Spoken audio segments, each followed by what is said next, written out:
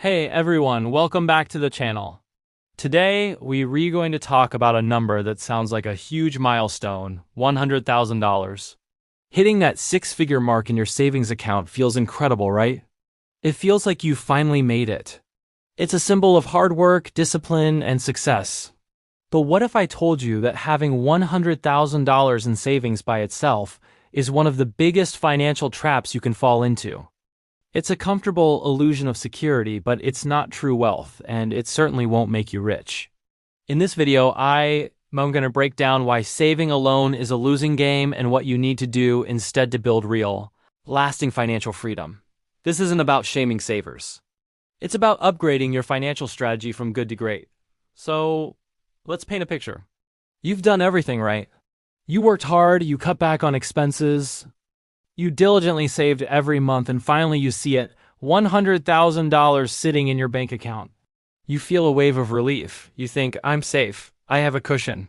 I can finally relax a little, and you deserve to feel that way. It's a massive achievement.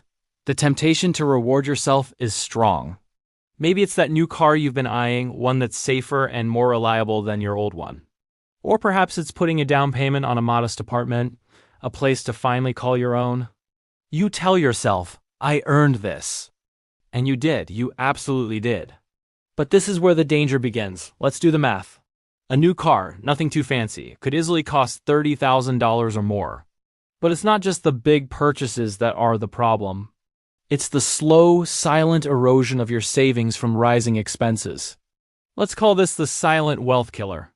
You have your $100,000 and you decide to just let it sit there untouched. But is it really untouched?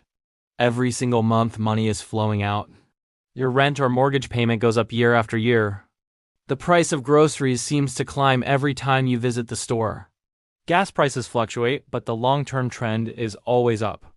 Don't forget car insurance, health insurance, utility bills. All of these essential costs are constantly on the rise. This is inflation at work in your daily life.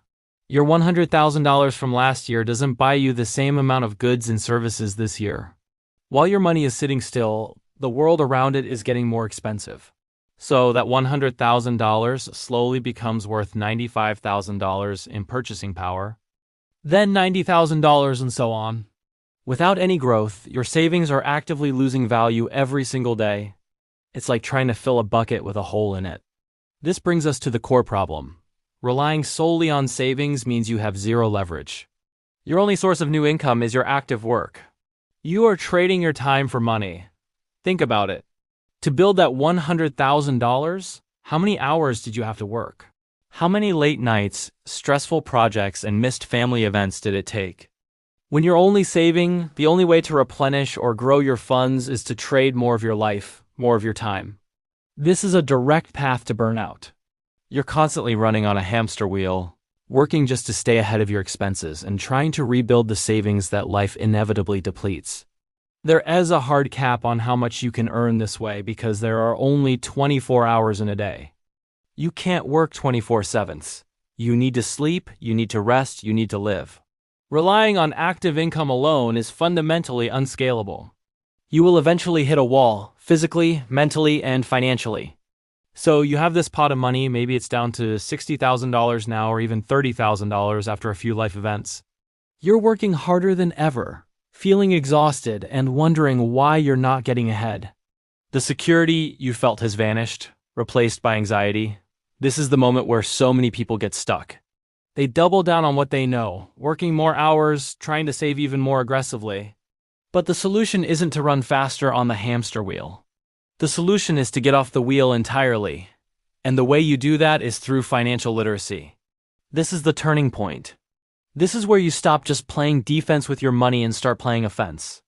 You realize that saving is just one part of the equation. It's the foundation, but it's not the whole house. The game changes when you learn that your money can work for you. This is the magic of investing and building passive income streams. Instead of your money sitting in a bank account, slowly losing value to inflation, you put it to work in assets that have the potential to grow. This could be investing in the stock market through low-cost index funds, buying real estate that generates rental income, or even starting a small side business that doesn't require your constant attention. The goal is to create systems where money flows to you even when you're sleeping, on vacation, or focusing on your main career. This is what it means to have leverage. You are no longer solely trading your time for money. You have an army of dollar bills working for you 24/7 without getting tired or needing a break. This concept is what separates the savers from the wealthy. This leads us to the true blueprint for wealth, the formula that the rich understand and use. It's a simple, 4-step process. First, you earn. This is your active income from your job or business. You need this to get started. Second, you save. You live below your means and create a gap between what you earn and what you spend. This is the capital you'll use to build your future. This is where most people stop, but the crucial third step is to invest. You take a significant portion of your savings and put it into assets that generate more money. You turn your savings into a productive force. The fourth and final step is to scale. As your investments grow and start producing passive income, you reinvest that income. You use the profits from your assets to buy more assets. This accelerates your wealth building exponentially. This is how you build a financial fortress that can withstand life's storms and provide you with true freedom. So let's be clear. Saving is not bad. It is essential. You absolutely need an emergency fund of 3 to 6 months of living expenses in a liquid savings account. That is non-negotiable. But that is for emergencies, not for wealth creation. Treating your entire net worth as an emergency fund is a mistake. It's like buying a race car and only ever leaving it parked in the garage. It's safe, but you're missing out on its entire purpose and potential. True wealth isn't about hoarding cash. It's about building a portfolio of income-generating assets. It's about making your money work as hard for you as you worked for it. The goal is to eventually reach a point where your passive income from your investments covers all of your living expenses. That is the definition of financial independence. It's the point where work becomes a choice, not a necessity. If you're sitting on a pile of savings right now, feeling proud but also a little anxious, I hope this video serves as a wake-up call. Don't let your hard-earned money slowly wither away. Start your journey into financial literacy today. Read books, watch videos like this one, maybe even talk to a financial advisor. Understand the difference between saving and investing. Learn about stocks, bonds, real estate, and other asset classes.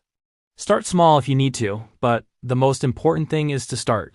The $100,000 mistake isn't saving the money. It's stopping there. Don't stop at saving. Follow the blueprint. Earn, save, invest, and scale. That is the path to building real, sustainable wealth and achieving the financial freedom you truly deserve. Thank you so much for watching. If this video opened your eyes, please hit that like button and subscribe for more smart money moves. Let me know in the comments what your biggest takeaway was or what you want to learn about next. Until next time, take care.